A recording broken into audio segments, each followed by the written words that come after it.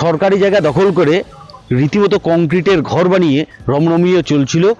নেশার ঠেক, এবং সেই নেশার ঠেকে কিন্তু ভেঙে দিল জলপাইগুড়ির 12 নম্বর ওয়ার্ডের মানুষজন। সাথে কাউন্সিলরকে নিয়ে তারা এই যে কংক্রিটের ঘর, যেটাকে একটি অস্থায়ী ঘর বানানো হয়েছিল কংক্রিট দিয়ে তৈরি করে, একটি ক্লাব ঘর টাইপের বানানো হয়েছিল, এই গোটা ঘর কিন্তু এই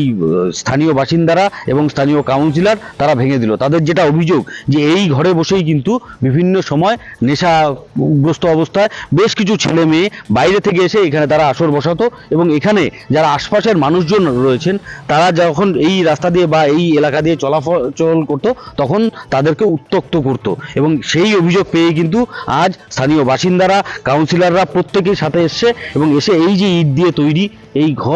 ঘর কিন্তু ভেঙে চুরমার করে দিয়েছেন। পুলিশ প্রশাসন ও কাউন্সিলরের দাবি পুলিশ প্রশাসন বিষয়টি দেখছে এবং তারাও তদন্ত করছে।